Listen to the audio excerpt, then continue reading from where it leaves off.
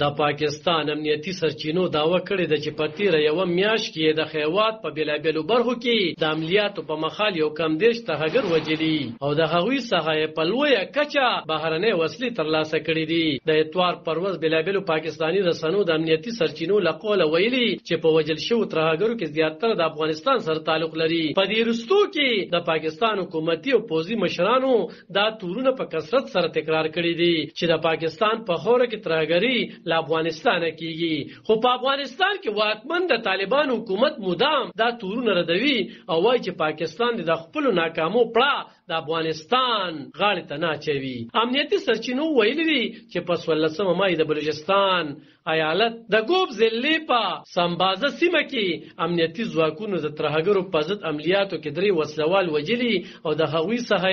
ماشینګنې، ټوپکې، لاسي بمونه او امپور او RPG راکټې هم ترلاسه کړي دي. همدغه شان امنیتي سرچینو دعوه کړې ده چې په یو کم 13 اپریل خیبر قبایلی ضلع کې ترسره شو عملیاتو کې 4 ترهګر وژل شوي او د هغوی څخه امپور 1 AK وسلويختم وسلې او چودیدونکي مواد ترلاسه کړي دي. د سرچینو د داوی لامل په 15 اپریل په خیبر کې په نور عملیاتو کې 3 ترهګر وژل شوي او د هغوی څخه هم بهرنۍ وسلې امپور AK وسلويختم ترلاسه شوې ده. سرچینې زیاته کړې ده چې 22 او 23 اپریل په میاشت شپه کې امنیتي ځواکونو په هند کې د عملیاتو په مخال 3 ترهګر وژلي او یو یې ژوندي نیول او کوم ژوندي ترهګر چې نیول شوي د هغه پیژنګلو د یو افغان وګړي په توګه شوی ده. سرچینې دعوه کوي چې دغه عملیاتو کې هم له ترهګرو بهرنۍ وسلې M16 امپور AK47 او لاسي بمونه ترلاسه شوي دي. د پاکستان حکومتي او امنیتي چارواکو وخت په وخت دعوه کړې ده چې افغانستان کې د امریکای او د